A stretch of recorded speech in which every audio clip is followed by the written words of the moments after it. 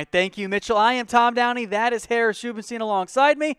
We've got pretty deep in NBA free agency so far, so Harris, let's take everyone through the winners and losers so far. First off, your biggest winner, Kevin Durant and the Golden State Warriors. Yeah, it's got to be the Golden State Warriors because, I think this needs to be remembered. I know that it was never really in question, but they did actually sign Kevin Durant or re-sign Kevin Durant. That is always big on a 2-year deal and a 1-on-1. That certainly counts. Bringing back Kevin Durant is obviously huge for the Golden State Warriors, but obviously so is getting DeMarcus Cousins. And you know what? As a sports analyst, I find it very important to, to absorb information and change your opinion accordingly as more information comes in. And as more information has come in, I've started to question whether or not DeMarcus Cousins is actually the best move for the Golden State Warriors. I, for one, think it was.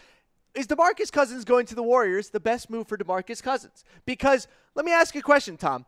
Winning three straight titles is really, really, really hard. Yes. If the Warriors don't win the title this year, Boogie Cousins is the fall guy, baby. Yes, he is. So if you're the fall guy on the Warriors team that didn't win the title, that doesn't sound like a reputation saver to me. In fact, that just sounds like something else that's going to ruin your reputation even more. See, so a lot of risk. Say that. A lot of risk here. I'll play devil's advocate here. Harrison Barnes was the fall guy for Golden State when they didn't win that title. That's fair. And then he got a max contract.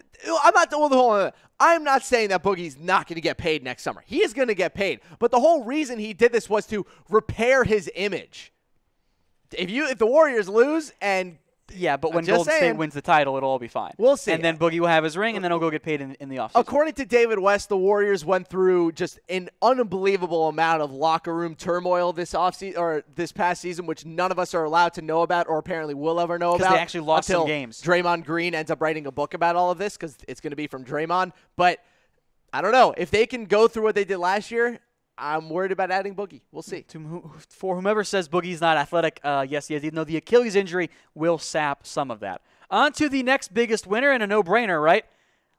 LeBron James. Yeah, you signed LeBron. And the Lakers. Yeah, easy call. Fun fact, you signed LeBron, and you're going to end up being, obviously one of the free agency winners. I'm also going to give them a winner just from the other guys that they signed. Am I the only person that likes these signings? I like it. I think they're crazy. It's unusual, I think but they're I like fun. it. And also, why is it not being talked about that every team that has tried to beat the Warriors from a conventional basketball sense has lost? The Rockets tried to do it with three-point shooting, ended up missing 27 straight threes because there's a risk of just going cold from the three-point line. You can't beat them down low. The Pelicans tried that. You can't beat them with guards. The Blazers tried that. So how do you beat them? Maybe just beat them with heart and defense and effort.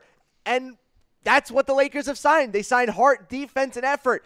JaVale, Rondo, Lance Stevenson, Caldwell is Pope, included in there. And you get the ultimate heart effort guy in LeBron James. So maybe the Lakers can make a run. I don't think they're going to actually beat the Warriors, but look, all these guys are on one-year deals besides LeBron, so you don't risk your salary cap space next year. That space there, agreed. The team is going to be unbelievably entertaining next year. It's going to be a lot of fun to watch, which, if you're the Lakers, that's important, seeing as you're the most popular brand in the NBA. You got to be interesting to watch.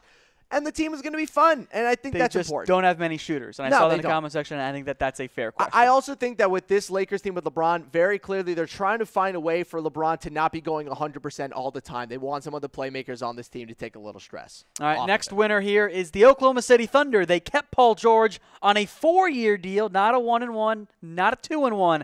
It was a 3-and-1 deal. That's a big win for Oklahoma City. If you were to make a checklist of what the Thunder needed to do this offseason, they checked off every single box. They brought back Paul George. They brought back Jeremy Grant. They added some depth down low, and they had a really good draft and are bringing in some really good young players like a Hamidou Diallo, who they traded for from the Hornets. I love what the Thunder did this offseason. They got deeper, they got better, and they extended their window for another 3 to 4 years. And that is always important if you're a team that you think is a title contender. Oh, also, the other box that they decided to check off is getting rid of Melo. And that's a great box. That's a big box for them. So Oklahoma City, their Thunder, they are a winner. 2 more winners to go through. The Indiana Pacers. Now, the move I wasn't a huge fan of was Dougie McBuckets. I don't like 3 years, $22 million for a 7 points a game. I don't mind. That's a lot. I don't mind it because I think that they're going to do better with him than what he's done in his career so far. I trust what the Pacers have been doing with their offensive system. We're bordering on it's going to be different for Dougie this year. But you have to add up all the additions that they've made. They've added 3. They didn't need to add more starters. Their starting lineup is set for next season. They just need to add scoring and depth on the bench. They add Dougie McBuckets. They add Tyreek Evans. They add Kyle O'Quinn. They also draft Aaron Holiday. They kept Thad Young. They keep Thaddeus Young. And the only person they lost was Lance Stevenson. You can make an argument that that is an addition by subtraction. I love what the Pacers did. They took the success that they had last season. They added pieces that they know are going to fit in the system, and they are a certifiable better team right now than they were at the start of the offseason. There's a good chance that Dougie, Evans, and O'Quinn don't start. That's a really good bench score, plus Holiday. And also that Dougie contract, it's 3 years, $22 million. Worst things were, maybe you trade him. He's on a $7 million a year deal. That's not a terrible contract to give out to a guy who still has a lot of upside as an outside shooter. I'm fine with it. All right, next winner is the Dallas Mavericks for one main reason. Well, they managed to sign DeAndre Jordan. And they also traded up for Luka Doncic. I'm free agency. I'm doing offseason in general, people. Like, the Mavericks did a great job of filling out this team. They needed someone down low. Fun now. They needed another real superstar as the face of this team, and they needed to find a way to put Wesley Matthews on the bench. Maybe they start Luka Doncic at the 3. You go Harrison Barnes as a small ball 4 with DeAndre at the 5. Who knows? The Mavericks have a lot of possibilities on this team. I can't wait to see what Rick Carlisle does with it. I think the two biggest winners by far are the Warriors and the LA Lakers. 100%. And I want to throw the Thunder in there as a third winner. I don't think that they're actually going to make a run at the title this year, but they've extended their window, and that's vital. All right, on to some losers now. And this is a no-brainer. The Cavs, you lose the best player in basketball. I'm sorry, you're a free agency loser. Tough break for Cleveland. Lost LeBron, you lose Jeff Green, you don't really bring in anyone of overall importance. You haven't traded Kevin Love. See what happens with Rodney Hood. That's a big question mark there, but it's all about LeBron. It is all about LeBron, and just it's a shame that the Cavs lost him again, but I will say this. It needs to be put a little bit more on LeBron for the fact that he ended up leaving, because they almost got Paul George last year, but he wouldn't commit to the team, so they couldn't make the deal. So you still need to shift some blame on LeBron for the team being as bad as they were last year. For me, one of the biggest losers are the New Orleans Pelicans. Yes, they brought in Elfrid Payton. Yes, they brought in Julius Randle. But they downgraded because they lost Boogie. And I think an underrated loss is they did lose Rondo.